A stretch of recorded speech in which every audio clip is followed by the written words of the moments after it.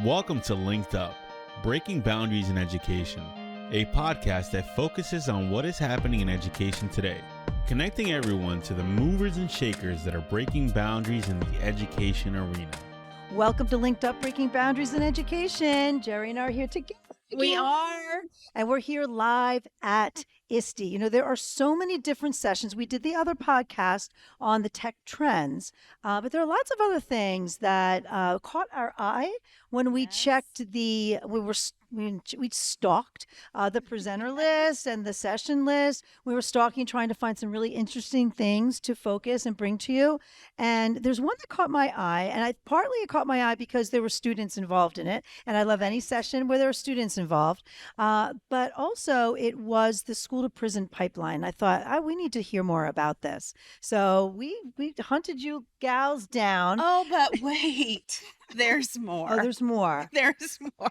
Oh. So yes. So you told me that it was the school to prison pipeline, and I was like, oh yes, we need to find out more. So then we started looking at the presenters, and lo and behold, if one of the presenters was not recognized for being one of the, is it 20 to watch? Yes, they choose 20 educators, and this is a global institution, right? So they stumbled upon 20. That was luck. And so we have one of them here. So let me quickly introduce our guests, and then we're going to talk a little bit more about that. Yeah. So we have Kaylah Holland with us and Kat Monroe. And so what I want to do here is announce that Kaylah is one of the 20 to watch. But I know how difficult it is for someone to toot their own horn. So Kat, I'm ready. I'm ready to toot Kaylah's horn. She was the one. Why is she someone to watch? Well, I had an opportunity to meet Kaylah at my Google Innovator Academy. Kaylah and I were both part of WDC 17 cohorts. And immediately upon meeting her, I knew that she was someone I wanted to connect with and do further work with. And then we rekindled at ISTE 19, and she had a poster session on this just incredible work that she was doing in Haiti with her nonprofit, Go Teach, Be Love. And it was that heart that she was utilizing to kind of reach out to educators and build schools in really, environments that are really challenging, that I knew that Kaylah had the passion to do work in the spaces that we're going to talk about today. And so we remained friends, but then one day I was like, hey, I'd love to see you working in this space, and told the team, you don't even know what you have in front of you here. And so now Kaylah joined us as a member of BreakFree Education, and she is just opening a whole new set of doors for us to reach kids nationwide in juvenile justice. Wow. Wow. That is so fantastic. I mean, that's what a big honor. Another ISTE royalty that we have here. Yes, we had one from the other session too, Adam Files. So this is really exciting. Yes. So Kat, tell us a little bit about yourself. What do you do? Yeah.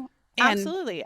So Kat Crawford from Waco, Texas, and I am the Executive Director of Digital Innovation for the Schlechte Center. And I've worked with that organization for now 2 years. And previous to that, work with BreakFree Education, and really just thinking, for me personally, it's all about that connection to the school to prison pipeline, whether it's in the juvenile justice setting or working with alternative schools or regular everyday classrooms, just keeping in mind what we can be doing to kind of shift things to better make it successful for students who really, maybe they're just not liking school right now, right? Or school's not connecting to them, or there's just a lot of stuff happening in their lives that prevent them from taking a seat at the table just like everybody else. Right. So is that the mission of the Schlechte Center, is to... Not the Schlechte Center, no, but our work is about a focus of engagement. And I think that is core. So it was interesting because today when we had our student panel with some students who were formerly incarcerated here in New Orleans, one of the students was talking a little bit about how for him it's finding that interest, right? Some of them didn't know that they were artists, and some of them didn't know their love for mathematical analysis and sports, right? They were just basketball fans. Right. And so when you start bringing in some of those interests, which is really at the core of the motives incentives. That's really what Phil Schuchte was all about, is every student is motivated. Yeah. Yes. Right. And Yeah. that can be a hard pill for some teachers. So, yes, everyone is motivated. They just may not be motivated to do the thing that you've put in front of them today. I mean, why do we Right. have to put them on a path that the teacher or the curriculum deems as that's, and I just did a session on personalized learning today. It's the same. They have to find what gets them excited, either, based on their learning style, based on what motivates them, as you said. And it's about that engagement, but this instruction needs to be geared toward that, not necessarily just kind of like going through a pacing guide. And it's hard. It's hard because of compliances that have to be met, and everything that the state requires, that the school has to do, and then the teachers are required. So all of that are big hurdles. But the bottom line is that it has to be about the kids. So we have to always bring it back. So really your work is just about that engagement then, and finding those connections. Finding those connections. A kid said today, and it really has stuck with us, these are the words that have been resonating since the session, that sometimes it's in that darkest time that you find the light. And we all have to remember. How old were the kids in your session? I mean, like, they sound like the words of wisdom from, how old are these old kids? Souls, anywhere from 15 to 19. Oh my gosh. Yeah.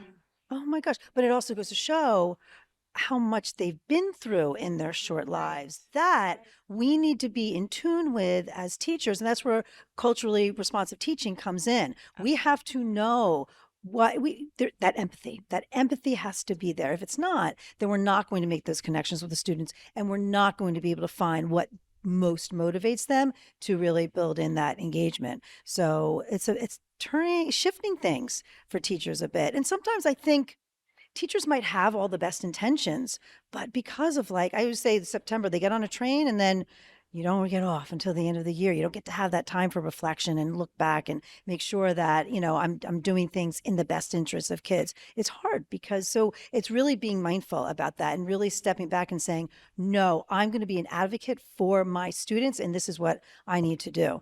But what are some of the things that you do for teachers to kind of, help them along this way? And this is all through I work for the Schuchte Center, and the work that we're doing with students, some in my work and some in BreakFree, but I'd love for you to talk maybe about the curriculum initiatives that got started. So where do you work, Kayla? Yeah, so my name is Kaylah Holland, and I work for BreakFree Education. I'm the Director of Instructional Technology. Okay. And so I work a lot with Kat, and love that. We're good friends, as she explained, for the last couple of years. But with BreakFree, our mission is to radically improve education in the juvenile justice system. So we do a lot of what Kat was talking about, specifically with juvenile justice facilities. And we aim to make education high quality and then engaging, relevant, and meaningful, because we believe in the dignity and potential of all kids. So we do a lot of stuff, but I think the curriculum, what she's talking about, one thing is that we design monthly curriculum for teachers to use that's free. It's on our website. And it ends in a monthly contest where students can submit the products they've created.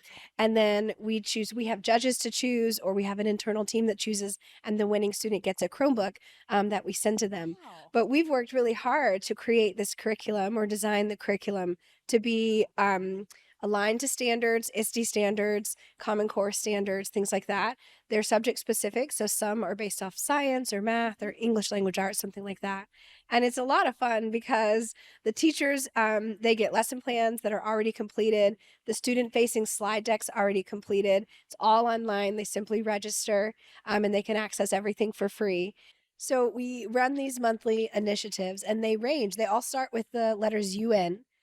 Because we believe in the power of change, and UN often changes the meaning of the words. So it gets a little bit complicated for us when we have 10 initiatives that all start with UN, but they range. So we have Unheard, which is our speech writing initiative, and then we have Unsung, which is really amazing, and kids get to write their own song. We partner with Soundtrap, and they literally compose their own beats and write their own lyrics and produce a real song. That one's one of our favorites. I And bet it then is. we do a lot of several science initiatives. This year we started one called Unleashed, and the kids learned about the concepts of force and motion, and then they built a paper roller coaster. Oh my So it's gosh. just incredible. Oh. We have a lot of different ones that run throughout the year, and we're constantly creating new ones and adapting them to be more realistic for the times we have now. But that's just one way that we really connect with teachers. And that's just one way. And now we can see why she's one of the 20. Yeah, that's right. We see I it. am one of a team, so that's definitely not all Yes. just me. Oh, wow. Yes. That's amazing. Well, and what's interesting too is that these initiatives can be used by anyone. So we That's do right. say Okay. that you know, Right. someone has to be in a residential space in order to enter the contest because we want to Oh, keep it fair. Sure. You know, if your access to materials or your living situation, Right, the your equity needs to availability be to like work on it, you know, Right. is different than someone else, we want that portion of it, you know, Right. to be equitable.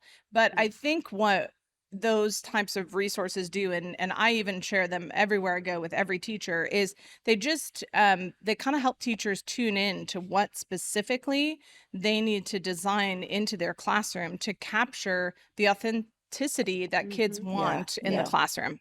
Yeah. Right. Well, and that's another thing that we do too is that we provide professional development for teachers because we really believe in designing an experience in the classroom. It's not just about creating a lesson plan Right. and running your lesson plan. It's really about designing an experience that meets the needs of all kids. Right. But in a juvenile justice facility, that's often really difficult because teachers have usually maybe 8 to 10 students in a classroom, but students come to school based off their living pod. And so it's not always, their Oh, living pod's not all going to be ninth grade or not all going to be right. 10th grade. Right. They're Sure. all going to come in with different places in their academic Mm-hmm. career, for Mhm. lack of better words. But so a teacher might have 4 to 5 different grade levels in one classroom. Right. Sure. So it's often helping them realize, like, how do you manage a you have to do class, personalized learning in that right, where case. you're Yeah. teaching, Right. 10 kids and 5 different levels or even, subject areas. So Right. we do a lot of professional development around designing an experience,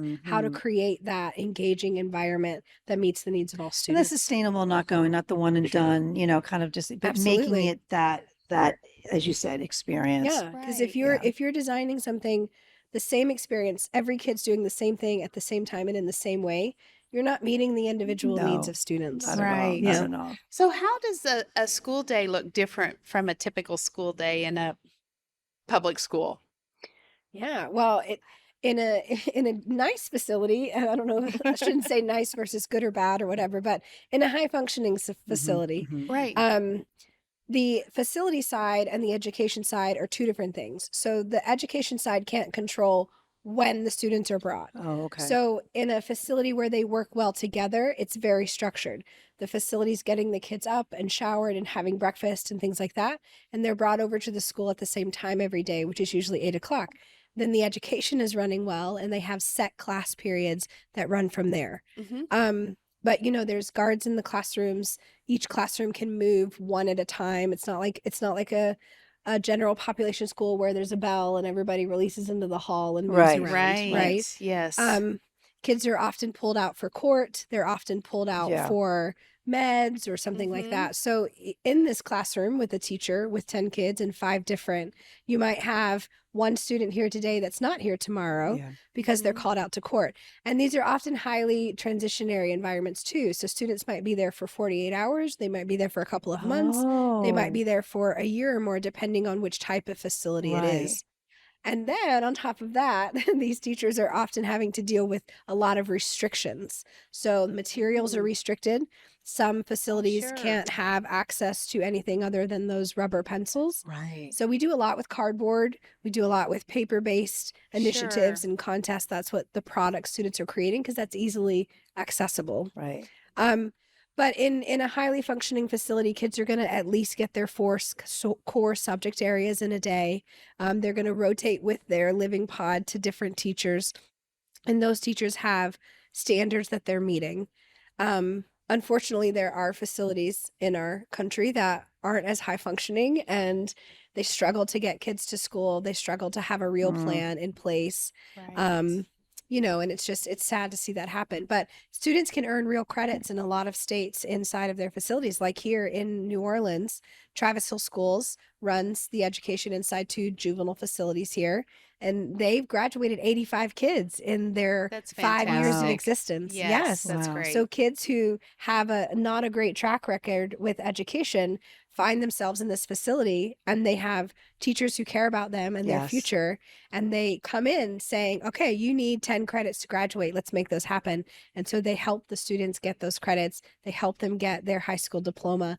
And then what's really unique here in New Orleans at Travis Hill is once they're released, they have a transition team that helps That's so them important. It's merge gotta back be, right? into society. Yeah, It's gotta be. it's They can't amazing. just, yeah, they have to have that, that in between, the Support connection. system. Yes, support. absolutely. And even Absolutely. with that, some of the kids were saying today that there's a structural imbalance. Going into a detention facility, there's got to be a lot of structure, right? The Right. kids are pre-adjudicated. They don't stay there typically for very long. You've got a constant turnover. And so having a specific time when kids wake up, when they have breakfast, when they go to class, when they come back, all of that is built in. And that's pretty different than how kids Yeah. previously, right, Right. were running their day. Well, And so structure's helpful in when that case. yeah, they were actually saying when they transition, they're almost struggling due to the lack of structure. Yeah. That they actually Yes. wish that like a little bit more structure Mhm. could be embedded into that transition plan to really help them maintain that, because it helped them with focus.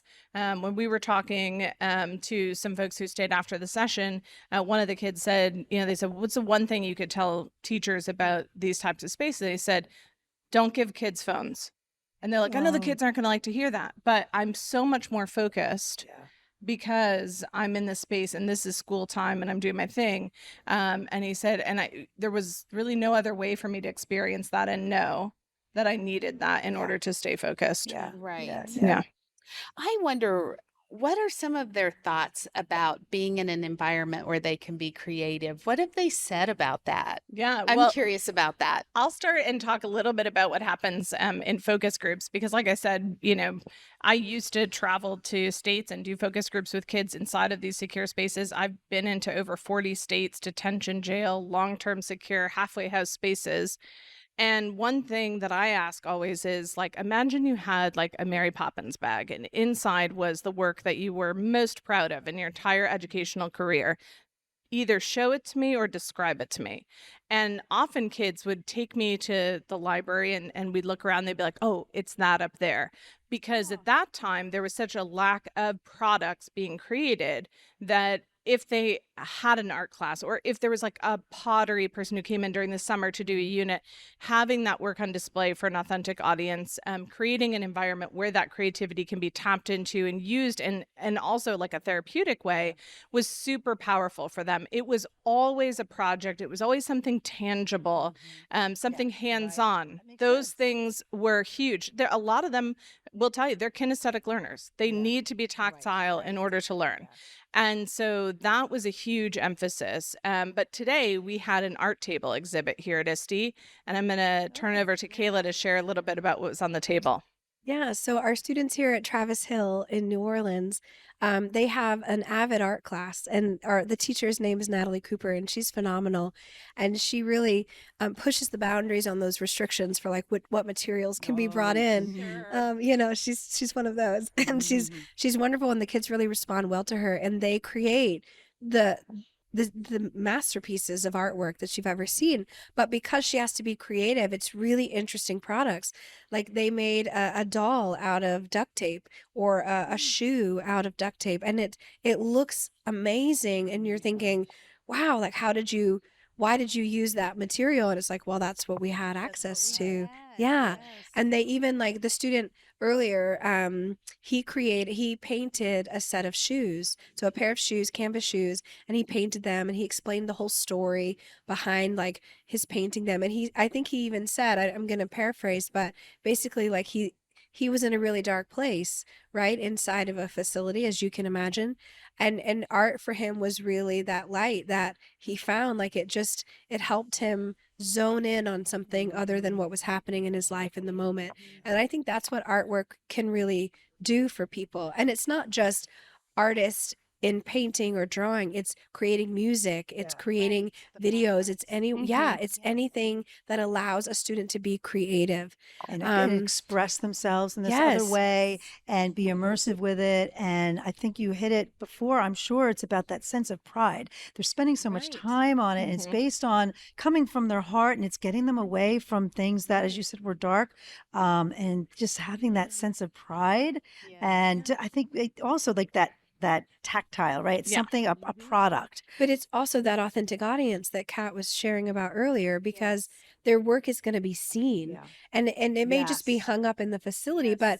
but here in Travis Hill every year they do an art gallery. So the public can come. The students aren't there, but the public can come and look at all the art that's been created in the last year and leave feedback for students based on a numbering system, and the students get the feedback, which is incredible. So when you add that authentic audience in, when people other than their one teacher is going to see the work, then they put in so much effort and they're so invested and they're so proud of what they've shown. And we saw that today with our students here standing at the art table. People were coming up and talking to him about it, and he's proudly showing the artwork that he's done that's being displayed. Giving that student agency and allowing them to pick their own path, just it allows them to have that intrinsic motivation that This Yeah. one student drives wants to them. be a clothing designer.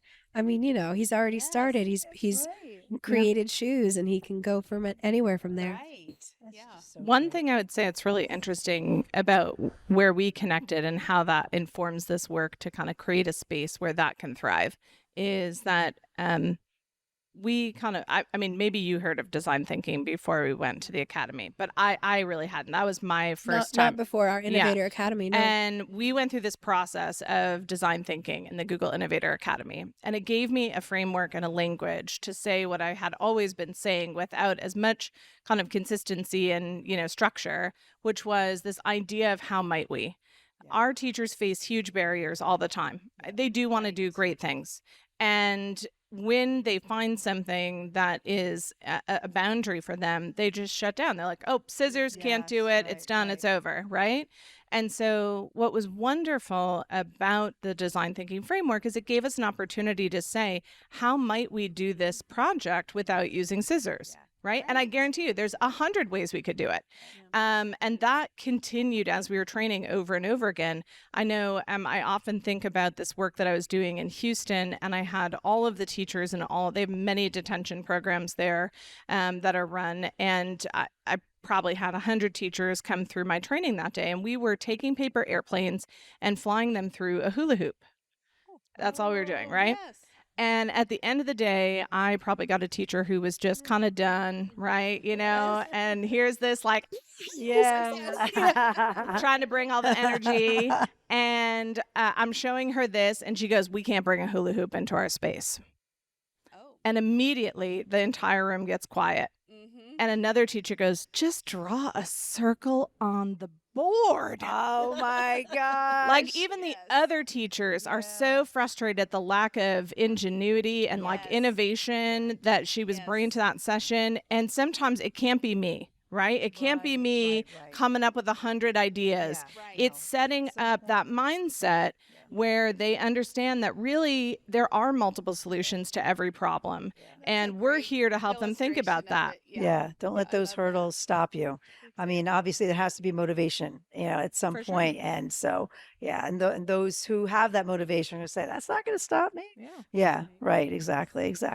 Well, I mean, it just sounds like we were hoping to get the students here too, but I'm so happy that you were able to share. And it seems like you were so moved also by having them in your session. And I'm glad you were able to share some of their feedback. So special, but anyone can use the program that you developed, right? Yeah, Because it anyone really can just use needs to that. be implemented. And our session is still available to any ISTE right, good. attendees. So Right. you So can we log can watch in it. and Yes. go watch the session. And we will. Yeah, Good. even if you weren't there in attendance. So don't let that be a barrier either.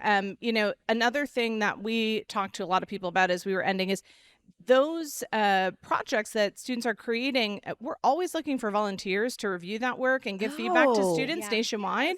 So if you're like, wait, Kat, but how can we connect to you and Kaylah? But Right. I don't know. I'm just listening to this on Spotify. What do Yeah. I do? Right? Just our contact information will be there. Send us an email that's something that you're you're interested in, and we'll match you with some of the work that we're doing. Maybe you're a math teacher and you fit in with these 2 math initiatives. That would be a great way for you to start We should connecting. probably do that. Or even That would I be love fun. that. I would love students that. can review the work as well. We have several classes. great. Yeah, we have several classes of students who are our reviewers for those initiatives. And it gives us a chance to go in and tell your class a little bit about social justice, right? Whose work are we reviewing? Because we don't get an opportunity to talk about those numbers. Like, do you know how many kids are arrested every year? No. 700,000. What? Now, I will tell you, that is actually a very low post-pandemic number. The number used to be 2 million. Wow. Oh my gosh. What? Wow. And what is the difference? I think a lot of it is around, the way that we're still living our lives in different spaces. And then also like what we're willing to like arrest people for has really shifted, right? We're looking through a very different lens of what we consider, on that line of what we're willing to do. It's just changed, right? We let a lot of people out for low-level offenses during the pandemic because that was not a healthy environment. We realized like really what our focus should be. So, that makes a lot of sense, I guess, too. That's And a good thing, People right? always say, absolutely, yes, that is a great thing. People always say, but Kat, like I work in these spaces. What if you take away the opportunity for these kids to come here? Like, what will I do? Kids will always need help. Okay, guys. Like we used to have cobblers. We don't have cobblers anymore, but people still have jobs, right? Like we're always going to need to help children. And wouldn't it be great to be able to help them within their communities, with their support systems? One kid today was talking about how they rarely get to Zoom their families during the pandemic and how hard it was to only have 10-minute phone calls. Like I want to be on the end that is supporting that same student, but in an environment that connects them to their community and family and grows that as a whole organization and not just focused on that one kid for 30 days or 3 months. Oh my gosh, you guys are amazing. This is so fantastic. And we really appreciate you taking the time to share this. And I think it's so I'm happy that we're able to share this in the podcast. And I just love the fact that I think it's so important that what you are doing and what's happening in the prisons with these students can also be used as preventative in classrooms across the country. So I really think that's going to be helpful as well. So we'll give all of the information in the show notes so that people can access. And that's, I'm really happy we're able to do and this. again, congratulations. And congratulations Yes. to you. Thank you. I Very appreciate good. that. Very I'm good. so lucky she lets me stand next to her. Yeah, you are. You are. Kat is everyone's best cheerleader, I'm telling you. Well, and that's the two of you are the type of people who these children need. So it's a blessing. Thank you. Thank you. Thank you so much. It means a lot. Thank you for listening. And if you would like to stay linked up, be sure to follow us on Apple and Spotify and subscribe to us on YouTube.